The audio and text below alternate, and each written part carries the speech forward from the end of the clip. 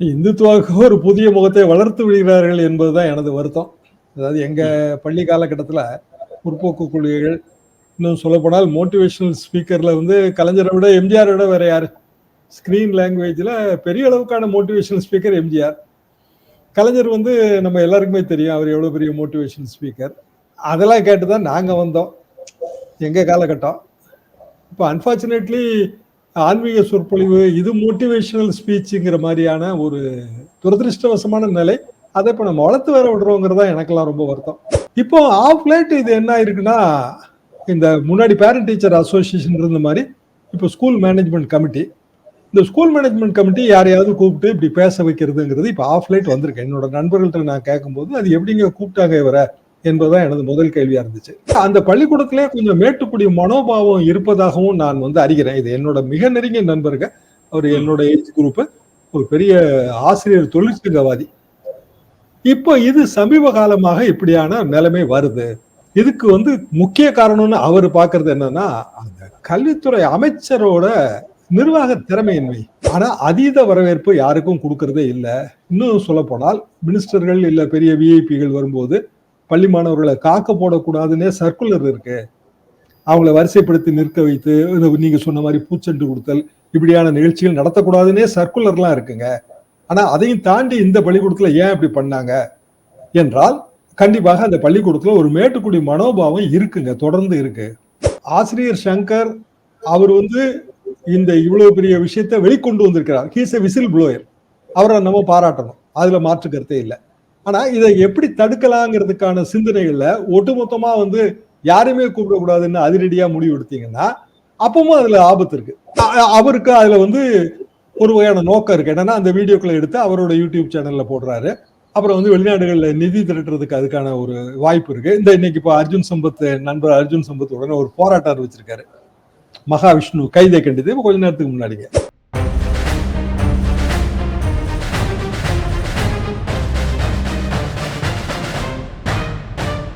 ரெட்ரோலுக்ஸ் நெஞ்சங்களுக்கு வணக்கம். நான் உங்கள் கார்த்திக். இன்றைய பொலிட்டிக்கல் பல்ஸ் நிகழ்ச்சியில் நம்மோடு இணைந்திருப்பவர் மூத்த பத்திரிகையாளர் திரு தராசு ஷியாம் அவர்கள். வணக்கம் சார். வணக்கம் கார்த்திக். எப்படி இருக்கீங்க? நல்லா இருக்கேன். கண் அறுவை சிகிச்சை முடிந்தது, நலம். கேள்விப்பட்டிருப்பீங்க, நிறைய பார்த்துருப்பீங்க. மகாவிஷ்ணு இந்த சப்ஜெக்ட் தான் வந்து பெருசாக போயிட்டு இருக்கு. காரணம் வந்து ஒரு பள்ளிக்கூடத்தில் நடந்த ஒரு ஆன்மீக சொற்பொழிவு வந்து பெரிய அளவுக்கு பேசு பொருளாக மாறி இருக்கு. தமிழ்நாட்டிலேயே பெரிய பேசு பொருளாக இருக்குது அப்படின்னு சொல்லலாம். அவர் வந்து கைது செய்யப்பட்டிருக்கார் அந்த மகாவிஷ்ணு அவர்கள். அவர் அங்கே பேசுனதற்கு பிறகு கூட வந்து கைது நடவடிக்கைக்கு பிறகும் கூட அவர் வந்து அவருடைய பேச்சில் வந்து அதே தன்மை தான் நீடிக்கிறது அப்படின்னு சொல்லலாம். ஏன்னா நாங்கள் ஜெயிலுக்கு போனாலும் கைதிகளுக்கும் அதே ஆன்மீக சொற்பொழிவை நல்வழிப்படுத்துறதுக்காக நான் செய்வேன் அப்படின்ற ஒரு வாக்குமூலம் கொடுத்துருக்காங்க. அவர் மேலே கிட்டத்தட்ட ஒரு 5 பிரிவுகளில் வழக்கு போடப்பட்டிருக்கு. எப்படி பார்க்குறீங்க இந்த விஷயத்தை? எப்படி பார்க்குறீங்க? இந்துத்துவாவுக்கு ஒரு புதிய முகத்தை வளர்த்து விடுகிறார்கள் என்பதுதான் எனது வருத்தம். அதாவது எங்க பள்ளி காலகட்டத்தில் முற்போக்கு கொள்கைகள், இன்னும் சொல்லப்போனால் மோட்டிவேஷனல் ஸ்பீக்கர்ல வந்து கலைஞரை விட எம்ஜிஆரை விட வேற யாரு? ஸ்கிரீன் லாங்குவேஜ்ல பெரிய அளவுக்கான மோட்டிவேஷனல் ஸ்பீக்கர் எம்ஜிஆர். கலைஞர் வந்து நம்ம எல்லாருக்குமே தெரியும் அவர் எவ்வளவு பெரிய மோட்டிவேஷன் ஸ்பீக்கர். அதெல்லாம் கேட்டுதான் நாங்க வந்தோம் எங்க காலகட்டம்.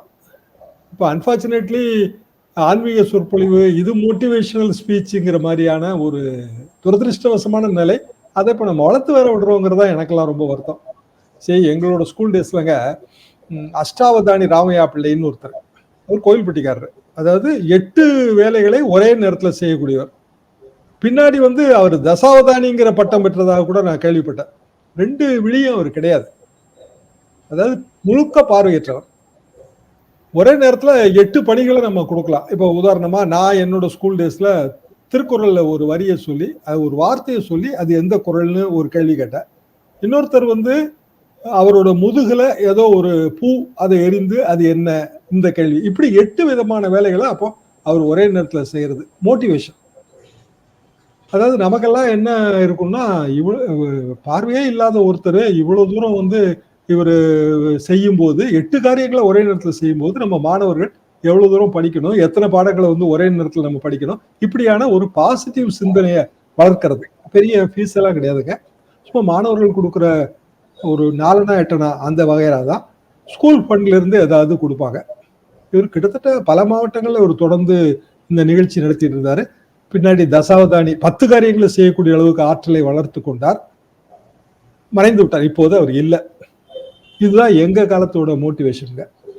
இதை தாண்டி ஆன்மீக சொற்பொழிவு பள்ளிக்கூடத்துல நடத்துறது கிடையாது. மாரல் ஸ்டடிஸ் உண்டு.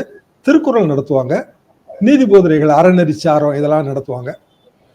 இப்போ ஆஃப் லைட் இது என்ன ஆயிருக்குன்னா, இந்த முன்னாடி பேரண்ட் டீச்சர் அசோசியேஷன் இருந்த மாதிரி இப்போ ஸ்கூல் மேனேஜ்மெண்ட் கமிட்டி, இந்த ஸ்கூல் மேனேஜ்மெண்ட் கமிட்டி யாரையாவது கூப்பிட்டு இப்படி பேச வைக்கிறதுங்கிறது இப்போ ஆஃப் லைட் வந்திருக்கு. என்னோட நண்பர்கள்ட்ட நான் கேட்கும்போது அது எப்படிங்க கூப்பிட்டாங்க இவரை என்பதுதான் எனது முதல் கேள்வியா இருந்துச்சு. இல்லைங்க, பள்ளிக்கூடத்துல பல நேரங்கள்ல இப்போ நம்மளோட ஸ்கூலுக்கு ஏதாவது செய்யணுங்கிற ஆர்வத்துல நிறைய பேர் வராங்க. இப்போ சிசிடிவி கேமரா அதெல்லாம் ஃபிக்ஸ் பண்ணணும், ஒரு 1 லட்ச ரூபா ஆகும், 2 லட்ச ரூபா ஆகும்னா யாராவது ஒருத்தர் அதை டொனேட் பண்ணும்போது அவர் அந்த சிசிடிவி கேமரா இனாகரேஷனுக்கு நாங்க ஒரு கௌரவமா அழைச்சு அவரை பேச சொல்லுவோம். ஆனா பள்ளிக்கூட மாணவர்கள் மத்தியில பேசுறோங்கிற பொறுப்பை உணர்ந்து அவங்க பேசுவாங்க. அதுக்கு முன்னாடி அவங்களுக்கு ஒரு சின்ன தேநீர் விருந்து மாதிரி ஏதாவது பிஸ்கட் டீ கொடுத்துட்டு, சார் என்ன பேச போறீங்கன்னு நாங்க கேட்போம். இதெல்லாமே ஓய்வு பெற்ற தலைமை ஆசிரியர்கள், என்னோட நண்பர்கள், பெரிய தொழிற்சங்கவாதிகள் அவங்க. அப்படி கேட்போம். அவர் சொல்லுவாரு, சார் எங்க ஸ்டூடெண்ட்ஸுக்கு இப்படி பேசுங்கன்னு நாங்க கொஞ்சம் ரிக்வெஸ்ட் பண்ணுவோம். இதுதாங்க எங்க வழக்கம். ஆனா இவரை எப்படி கூப்பிட்டாங்க, இவர் ஏதாவது டொனேஷன் கொடுத்தாரா அதெல்லாம் தெரியல. போக போக தான் அதெல்லாம் தெரிய வரும். அப்படி கொடுத்திருந்தாலும் முதல்ல அவருக்கு ஒரு டீ கொடுத்துருக்காங்க. அது பற்றிய வீடியோக்கள் வந்துருச்சு. நீங்க என்ன பேசுவீங்கன்னு அந்த எச்எம் கேட்டிருக்காங்க. அதையும் தாண்டி இவர் பேசும்போது அடிப்படை தவறு என்ன அப்படின்னா, உடனடியாக அந்த எச்எம் அதை நிறுத்தி இருக்கலாம். இப்படி பேசும்போது இதுல ஒரு ஹிந்துத்துவா தெரியுது, ஒரு மத சார்பு தெரியுது, நிறுத்தி இருக்கலாம். அப்புறம் அவர் ஒரு 5 அடி குத்து விளக்கு கொண்டு அங்க மேடையில வச்சிருக்காரு. வச்சு அதுக்கு ஏதோ இதெல்லாம் விளக்கெல்லாம் ஏற்றி வச்சு அப்புறம் தான் அவர் பேச்சு தொடங்கியிருக்காரு. இப்ப அதுவே ஒரு அரசு பள்ளிக்கூடத்துல பலதரப்பட்ட வகுப்புகளை சேர்ந்த, பலதரப்பட்ட மதங்களை சேர்ந்த மாணவர்கள் மாணவியர்கள் இருக்கும்போது அதுவே சரியில்லை. அப்பவுமே அதை அவங்க கண்டிச்சிருக்கலாம். இது அடிப்படை தவறு. இது போக அந்த பள்ளிக்கூடத்திலே கொஞ்சம் மேட்டுக்குடி மனோபாவம் இருப்பதாகவும் நான் அறிகிறேன். இது என்னோட மிக நெருங்கிய நண்பர்கள். அவர் என்னோட ஏஜ் குரூப், ஒரு பெரிய ஆசிரியர், தொழிற்சங்கவாதி. இப்போ இது சமீப காலமாக இப்படியான நிலைமை வருது. இதுக்கு முக்கிய காரணம்னு அவர் பாக்குறது என்னன்னா, அந்த கல்வித்துறை அமைச்சரோட நிர்வாக திறமையின்மை. அதாவது ஒரு காலகட்டத்துலங்க, வெளிப்படையா சொல்றதா இருந்தா, கல்வித்துறை பெரிய கையூட்டு துறையா இருந்ததுங்க. எல்லா ஸ்கூல் டிரான்ஸ்பர்லயும் காசு போஸ்டுக்கு தகுந்த மாதிரி. இப்ப பல ஆசிரியர்கள் இடமாறுதல் காரணமா அவங்க சொந்த ஊரை விட்டு 300 கிலோமீட்டர் 400 கிலோமீட்டர்லாம் தள்ளி வேலை பார்த்துட்டு இருப்பாங்க. இப்போ சொந்த ஊர் பக்கத்துல ஒரு ஸ்கூலுக்கு வரணும்னு நினைச்சா அதுக்கு 1 லட்சம் 2 லட்சம் 5 லட்சம் ஒண்ணுக்கு காசுங்க. இப்படியான ஒரு நிலைமை இருந்தது. ஆனா இப்ப இல்ல. திமுக ஆட்சி வந்த பிறகு 2 வருடமாக அதெல்லாம் ரொம்ப குறைஞ்சிருக்கு. அதெல்லாம் பாராட்டுக்குரிய விஷயம்தான். ஆனா நிர்வாகம் சரியா இல்ல. இப்போ உதாரணமா நாளையில இருந்து ஆரம்ப பள்ளி ஆசிரியர்கள்லாம் ஸ்ட்ரைக் ஆரம்பிக்கிறாங்க. இங்க என்ன பேச்சுவார்த்தை நடத்தினாங்க? ஏன் முதலமைச்சர் ஊர்ல இல்லையே, ஸ்ட்ரைக்கை தள்ளி போடுங்கன்னு ஒரு ரிக்வஸ்ட் விட்டு இருந்திருக்கலாம். அப்படி கூட எதுவுமே செய்யல. அப்போ இன்னைக்கு தேதிக்கு பள்ளிக்கல்வித்துறைங்கிறது ரொம்ப பெரிய துறை. ஏராளமான, இன்னும் சொல்லப்போனா தமிழ்நாட்டிலே அதிகமாக பணியிடங்கள் உள்ள துறை. மாணவர்களை வளர்த்தெடுக்க வேண்டிய ஒரு பெரிய பொறுப்பு இருக்கு. அப்படியான துறையில நிர்வாக திறமைங்கிறது ரொம்ப முக்கியங்க. அதாவது நல்லவனாக இருந்தால் மட்டும் போதாது, வல்லவனாகவும் இருக்க வேண்டும்.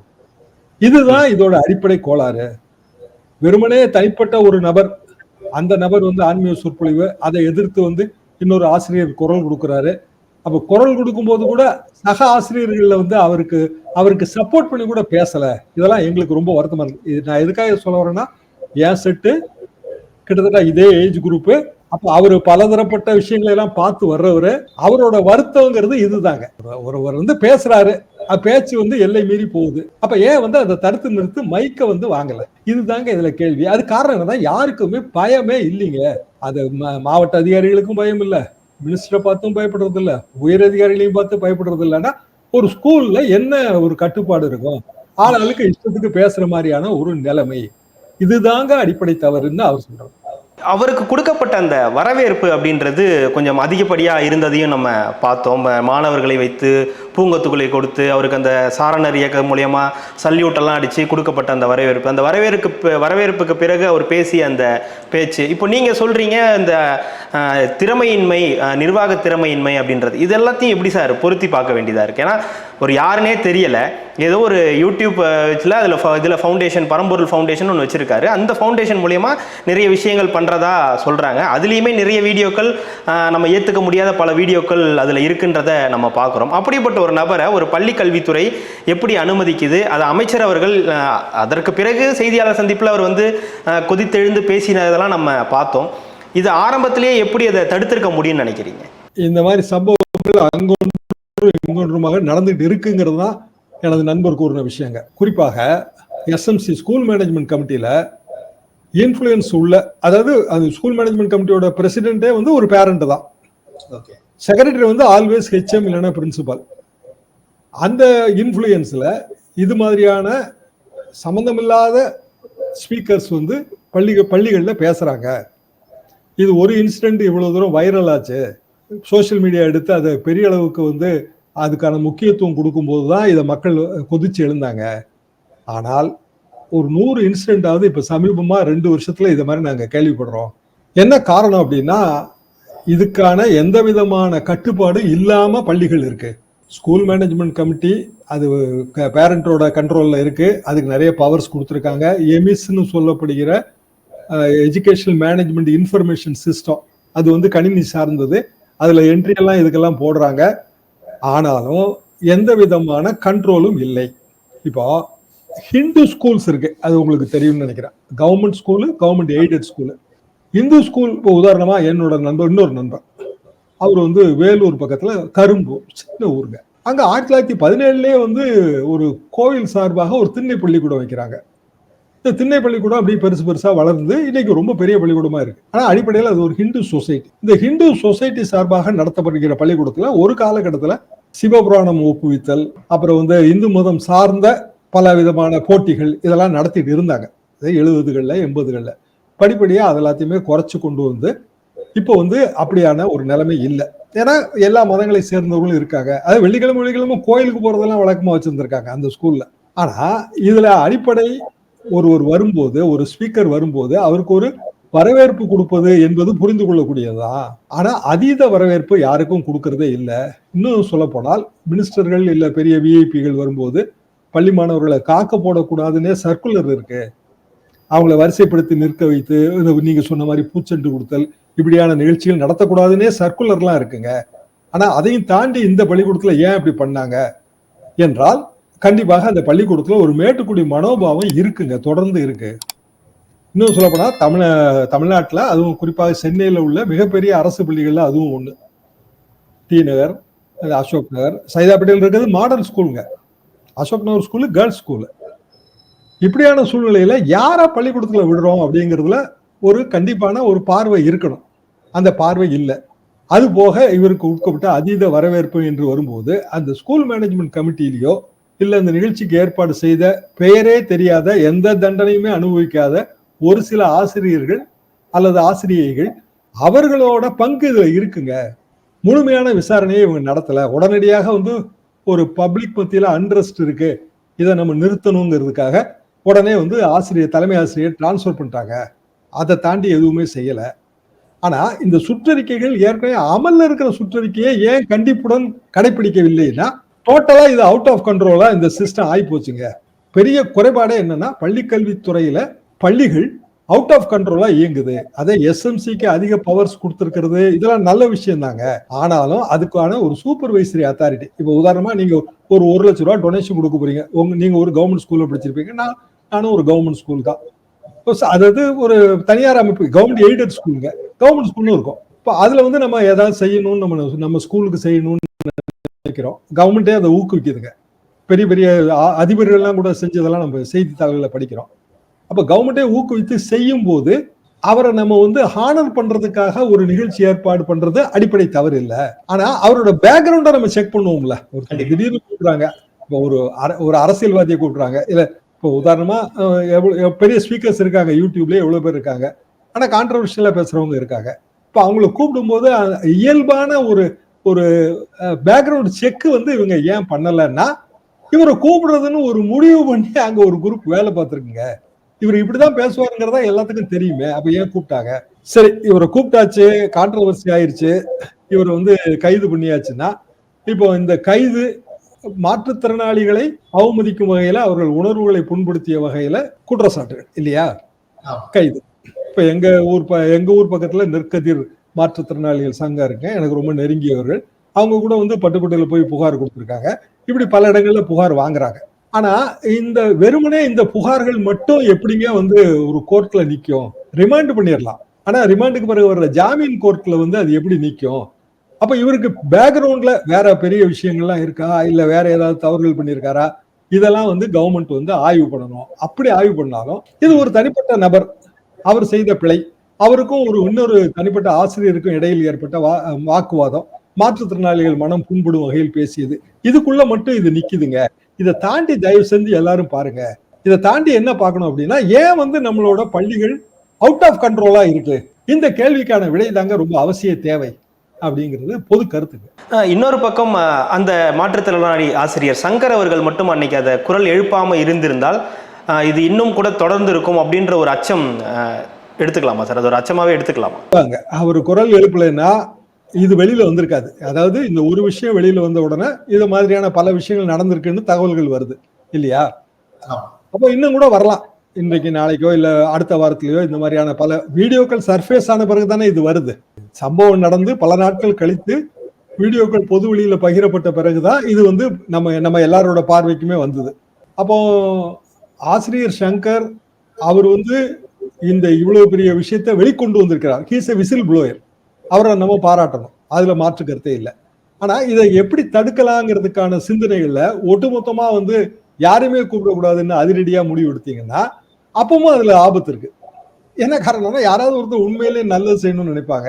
இப்ப அவங்களையும் நம்ம வந்து தடுத்துடுறோம். அந்த பிரச்சனை வருது.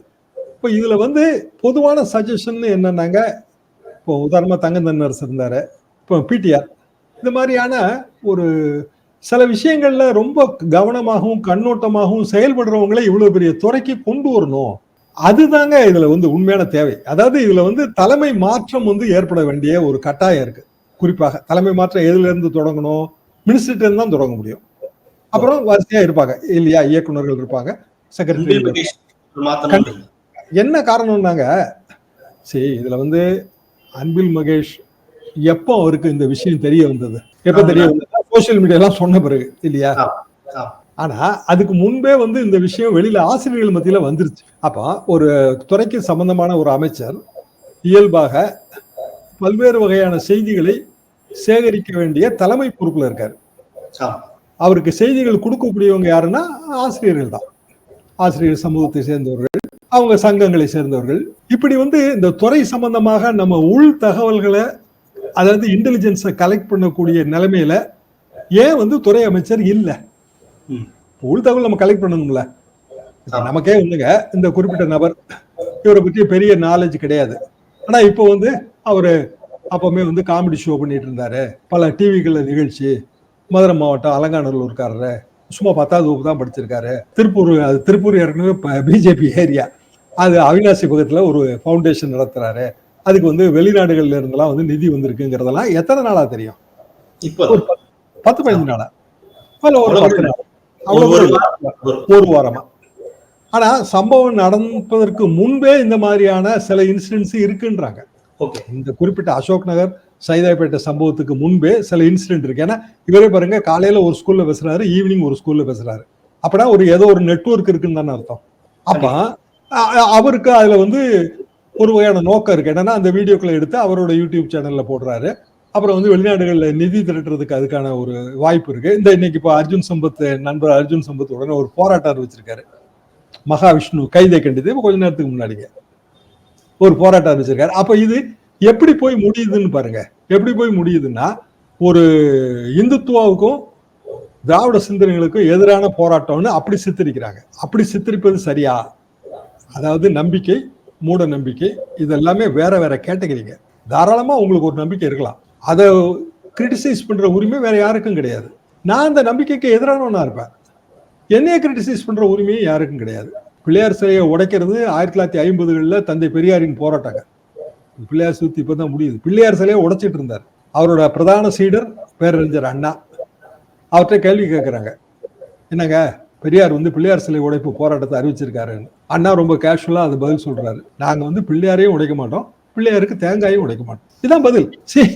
பிள்ளையாரை வணங்குறது அவங்களோட உரிமை இல்லையா? கண்டிப்பா. அப்ப அதை தலையிடுறதுக்கு நமக்கு எந்த விதமான ரைட்ஸும் கிடையாது. அதே மாதிரி பிள்ளையாரை நான் வணங்கலன்னு சொல்றவங்க அது அவங்களோட உரிமை தான். இருப்பவன் இருப்பான் இறைவன் சொல்றதும் ஒரு வகைதான், இல்லை இறைவன் சொல்றதும் ஒரு வகைதான். இது காலங்காலமா இருக்கிற ஒரு விஷயம். அப்போ வெறுமனே இது மூட நம்பிக்கை பேச்சாளர், ஆன்மீக சொற்பொழிவாளர் இப்படியான ஒரு காயினேஜ் பண்றது சரியா, அல்லது பள்ளிகள் என்பது கண்டிப்பாக எதிர்கால சமுதாயத்தை வடிவமைக்கக்கூடிய இடம். இந்த பள்ளிகள்ல எத்தகைய சிந்தனைகள் உரமாக்கப்பட வேண்டும், இதுக்கு எப்படியான விதிமுறைகள் கடைபிடிக்கப்பட வேண்டும். இப்ப இந்த குறிப்பிட்ட ஸ்கூல்லேங்க பிரேயரே 1/2 மணி நேரம் நடக்குதுன்றாங்க. என்னோட நண்பர்கள் சொல்றாங்க. அதாவது ஒரு கிறிஸ்தவ பள்ளிக்கூடம், இந்த மாதிரி பள்ளிக்கூடம் 15 நிமிஷம் தாங்க பிரேயர் மீட்டிங் வச்சிருப்பாங்க. அது நின்று ஏதாவது 2 சாங் பாடிட்டு ஒரு நற்போதனைகள் சொல்லிட்டு போயிடுவாங்க. இந்த ஸ்கூல்ல அசம்பிளிங்ல ஆரம்பிச்சு டிஸ்பர்சல் வரைக்கும் 45 மினிட்ஸ் எடுத்துக்கிறாங்க. நான் கேள்விப்பட்டதே இல்லை. அரசாங்க பள்ளிக்கூடத்துல பிரேயர் மீட்டிங் நடத்துறதுக்குன்னு ஒரு விதிமுறை இருக்கும்ல. அப்ப எப்படி ஒரு 3/4 மணி நேரம் டோட்டல் டியூரேஷன், அதுல ஒரு 1/2 hour பல்வேறு வகையான சொற்பொழிவுகள் டெய்லி. அது எப்படியான நடைமுறை நடந்துட்டு இருக்கு? இதெல்லாம் ரொம்ப வருஷமா நடக்குதுங்கன்றாங்க. இது ஒன்றும் புதுசு இல்லைங்க, ரொம்ப வருஷமா நடக்கு. ஆனா யாருமே இதை கண்டிக்கவே இல்லை. இதுக்கு முந்தி எல்லாம் இப்படி நடக்காதுங்க. இதுக்கு முந்தி பள்ளிக்கல்வித்துறையில லஞ்சம், ஊழல் இதை பத்தி தாங்க நாங்க பேசிட்டு இருந்தோம். அதான் அவங்க தொழிற்சங்கவாதிகள், ஆசிரியர் சங்கங்கள், போராட்டங்கள் ஈடுபடுறவங்க அவங்க சொல்றது. நாங்க அதை பத்தி தாங்க பேசிட்டு இருந்தோம். இப்பதான் ஃபர்ஸ்ட் டைமா இது மாதிரி ஒரு மூடநம்பிக்கை பேச்சு, அப்புறம் அதுக்கு எதிரானவர்கள், ஆதரவானவர்கள்னு டோட்டலா அந்த பள்ளி குழந்தைகளை நம்ம டிவைட் பண்றோம். இதுதான் இதோட பெரிய ஒரு மைனஸ் பாயிண்ட் நாங்க நினைக்கிறோம். வெறுமனே மகாவிஷ்ணு அவர் பேசினார், அது அவரோட உரிமை, அவர் தனிப்பட்ட முறையில் என்ன வேணாலும் பேசட்டும். நம்புறவங்க நம்புவாங்க, நம்பாதவங்க நம்ப மாட்டாங்க இல்லைங்களா? இந்த நாடு எத்தனை சாமியார்களை பார்த்துருக்குங்க, எத்தனை சாமியார்கள் ஜெயிலுக்குள்ள இருக்காங்கன்னு நமக்கு தெரியும்ல. அப்போ காராக்கிரக வாசமே போன ஜென்மம் தானே, போன ஜென்மத்துல நீங்க செஞ்ச பாவம் தானே இப்ப ஜெயில் வாசம், அப்படிதானே நீங்க எடுத்துக்கிடணும். இதெல்லாம் உண்மைன்னு வச்சுக்கிட்டீங்கன்னா. அது போக இந்த மறுபிறவி சிந்தனைகள் பல்வேறு மதங்கள்ல இருக்கு. ஈவன் புத்த மதம் தலாய் லாமாவை தேர்ந்தெடுக்கிறது, அவர் போன பிறவியில ஒரு இன்கார்னேஷன் ஆகி இந்த பிறவியில பழைய தலாய் லாமா இறந்துட்டாருன்னா புதிய தலாய் லாமா அப்படிதான் தேர்ந்தெடுப்பாங்க. இந்து மதம், ஜைன மதம், பௌத்த மதம், பல இதுல முற்பழி சிந்தனைகள் இருக்கு. கிறிஸ்தவ மதத்துல கிடையாது, நியாய தீர்ப்பு நாள் தான். நீங்க செய்த பாவ புண்ணியங்களுக்கு கணக்கு பார்த்து அன்னைக்கு அந்த ஜென்மம் முடியும் போதே உங்களுக்கு தீர்ப்பு வழங்கப்பட்டு விடும். இது சில மதங்களோட நம்பிக்கை. இது எல்லாமே தனிப்பட்ட நம்பிக்கைகள். யாரையும் குறை சொல்ல முடியாது, யாருக்கும் இதுல அறிவுரையெல்லாம் கூற முடியாது. இது தனி கதை. இதே பள்ளிக்கூடத்துல படிக்கிற குழந்தைகள் கோயிலுக்கு போகும், இல்ல பல்வேறு மதங்கள்னா பல்வேறு வழிபாட்டு தலங்களுக்கு போவாங்க, அவங்களுக்கு பல்வேறு அருளுரைகள் கூறப்படும் இல்லையா? அது வேற. ஆனா பள்ளிக்கூடத்துல ஒருவரை வரவழைத்து ஆசிரியர் பெருமக்கள் மத்தியில அவருக்கு வரவேற்பெல்லாம் கொடுக்க வச்சு, அவரு குத்து விளக்கெல்லாம் நிறுத்தி வச்சு அவர் பேசும்போது அந்த குழந்தைகள் ஒரு 7வது வகுப்போ 10வது வகுப்போ படிக்கிற குழந்தைகள் அதை உண்மைன்னு நம்பிடும். அந்த இடம் இதுல மிக தவறான இடம். அப்போ முழுமையான பழைய சர்க்குலர்கள் படி நடந்திருந்தாலே, பழைய வழிகாட்டுதல்கள் படி நடந்திருந்தாலே இந்த தவறை தவிர்த்திருக்கலாம். ஆனா அப்படி நடக்கல. அதுக்கு என்ன காரணம் அப்படின்னா அந்த நிர்வாகம் தேய்ந்திருக்கிறது. திராவிட முன்னேற்ற கழகம் இந்த 3 ஆண்டு ஆட்சிகளுக்கு பிறகு இப்போ சமீப காலமா பாஜகவுடன் RSS நெருக்கம் காட்டுகிறதோ அப்படின்ற மாதிரியான செய்திகள் ஒரு பக்கம் வர தொடங்கி இருக்கு. காரணம் இந்த முருகன் மாநாடா இருக்கட்டும், அதை தொடர்ந்து இந்த சம்பவமா இருக்கட்டும், எல்லாமே ஏதோ ஒரு ஆதரவு நிலைப்பாடு எடுக்கிற மாதிரியே போகுதுன்ற ஒரு சந்தேகமும் கிளம்புது. இது நீங்க எப்படி பாக்குறீங்க? அரசியல் ரீதியாக சில நண்பர்கள் அதை சொன்னாங்க, பிஜேபியோட நெருக்கம்ங்கிற அந்த ஒரு ஃபீல் வந்துருச்சுங்க, அதுல இருந்து ஒரு டைவர்ஷன் தான் இது. இந்த சந்தர்ப்பத்தை அரசு அரசியல் ரீதியாக பயன்படுத்தி கொண்டது, பொலிட்டிக்கல் டைவர்ஷன். அதை நியாயமா பார்த்தா நடவடிக்கை வேற மாதிரிலாம் எடுத்திருக்கணும். இப்போ ஒரு கான்ட்ரவர்சி, இப்போ இதே பிடிஆர் பேர்ல ஒரு ஆடியோ கான்ட்ரவர்சி வந்துச்சுங்க. திரு அண்ணாமலை அவர்கள் வெளியிட்ட ஒரு ஆடியோ கான்ட்ரவர்சி வந்தோன்னா அவரை துறை மாற்றம் தானே பண்ணாங்க. அதே மாதிரி துறை மாற்றம் பண்ணியிருக்கலாமே, அதுல ஒன்றும் தவறு இல்லையே. இல்ல முதலமைச்சர் திரும்பி வந்த பிறகாவது துறை மாற்றம் பண்ணணும். இது ஒரு தரப்பு. அதாவது பொலிட்டிக்கல் டைவர்ஷனுக்கு யூஸ் பண்ணலன்னு சொல்றவங்க தரப்பு. பொலிட்டிக்கல் டைவர்ஷன் என்று சொல்பவர்கள் என்னன்னா, இல்லைங்க முதலமைச்சரை கேட்காம எப்படி வந்து மினிஸ்டர் இந்த நடவடிக்கை எடுத்திருப்பாரு, எப்படி வந்து ஹெச்எம்க்கு பிரின்சிபாலுக்கு டிரான்ஸ்பர் கொடுத்திருப்பாரு. ஸோ இப்படி ஒரு சம்பவம் நடந்த உடனே ஒரு அரசியல் கட்சி ஒரு திசை திருப்பலுக்கு இதை பயன்படுத்திருச்சு, இப்படியான ஒரு கருத்து இருக்கு. ஆனா திசை திருப்பல்னா டேமேஜ் பண்ணக்கூடாது. இதுல வந்து டேமேஜ் ஆகுதுங்க, கவர்மெண்ட் டேமேஜ் ஆகுது. அப்ப இது டேமேஜ் கண்ட்ரோல் தான். டைவர்ஷன் எப்படி எடுத்துக்க, என்னோட பார்வை அதாக ஒரு மூத்த பத்திரிகையாளனாக, டேமேஜை ஏற்படுத்திட்டு டைவர்ஷன் யாருமே பண்ண மாட்டாங்க, அதுல லாபம் கிடையாது. இது திமுக ஒரு டேமேஜா எடுத்துக்கலாமா? டேமேஜ் ஆகுதுல்ல. இப்போ ஒரு பெரிய துறை இல்லைங்களா. இப்போ நம்ம சாதாரண வாக்காளர்கள் இவங்களெல்லாம் தாண்டி ஆசிரியர்கள் எப்போதுமே ஒரு ஆட்சியவும் ஒரு கட்சியோட வெற்றியும் தீர்மானிக்கிற முக்கிய இடத்துல இருக்காங்க. நமக்கு வந்து உள்ளாட்சி தேர்தல் வரப்போகுதுங்க டிசம்பர் மாதம். இன்னைக்கு நான் என்னோட நண்பர்கள்ட்ட பேசும்போது அவங்க என்ன சொன்னாங்கன்னா, எல்லாம் உயர் அதிகாரிகள் தேர்தல் மாநில தேர்தல் ஆணையம் எல்லாத்துக்கும் இதை அனுப்பிடுச்சு, சர்க்குலர் அனுப்பி பேலட் பாக்ஸ் எல்லாம் செக் பண்ண சொல்லிட்டாங்க. உள்ளாட்சி நமக்கு வந்து ஜனவரி 2025 எல்லா பிரசிடென்ட் எலெக்டட் பாடிஸோட காலம் முடியுதுங்க. 27 மாவட்டங்கள்ல பூர்வ உள்ளாட்சிகள் பதவி காலம் முடியுது. பதவி காலம் முடிஞ்ச பிறகும் பதவியில் இருக்கிறதுக்கு அவங்க ஆளுநர் கிடையாது இல்லையா. ஆளுநர்னா அவருக்கு டென்யூர் முடிஞ்சா கூட அவரு பதவியில இருக்கலாம், ஒருத்தரும் கேள்வி கேட்க மாட்டாங்க, சம்பளம் மாசம் மாசம் ஒழுங்கா போட்டுருவாங்க. இங்க அது பண்ண முடியாது. பஞ்சாயத்து பிரசிடென்ட் ரொம்ப பாவம், பதவி காலம் முடிஞ்சா வீடு போண்டிதான், அதுக்குள்ள தேர்தல் வைக்கணும். இப்ப தேர்தல் வைக்கிற நடவடிக்கையில ஈடுபடும் போது பஞ்சாயத்து லெவல் தேர்தலை முழுக்க நடத்துறது யாருன்னா ஆசிரியர்கள் தான், மற்றும் லோயர் லெவல்ல இருக்க கவர்மெண்ட் சர்வெண்ட். அவங்களுக்கு அதிருப்தி ஏற்படுற மாதிரி ஒரு ஆட்சி நடத்துறது, இல்ல ஆட்சியில ஏதாவது சம்பவங்கள் விரும்பத்தகாத சம்பவங்கள் நடக்கிறது, அது டேமேஜிங்க அது ஆட்சிக்கு. ஏன்னா காரணம், பஞ்சாயத்து லெவல் ஒன்றிய அளவுல நடக்கிற தேர்தலில் வெற்றி தோல்விங்கிறது கட்சி அடிப்படையிலேயே கிடையாது. கட்சி பிராடரா, இப்போ லோக்சபா தேர்தல் அது பிராடருங்க, அது சட்டமன்ற தேர்தல் யாரு முதல்வருங்கிறதுக்கான தேர்தல் ஆயிரும். ஆனா ஒன்றிய அளவில் நடக்கிற தேர்தல், மாவட்ட கவுன்சிலுக்கு நடக்கிற தேர்தல் அப்படியான தேர்தல் இல்ல. அதை வந்து இந்த அரசு ஏன் கவனத்துல கொள்ளல, இந்த கேள்வி இருக்கு. மிக்க நன்றி. இவ்வளவு நேரம் உங்களுடைய நேரத்தை ஒதுக்கி எங்களுக்காக பல்வேறு தகவல்களை பகிர்ந்தமைக்கு ரெட்ரோலுக்கின் சார்பாக மிக்க நன்றி.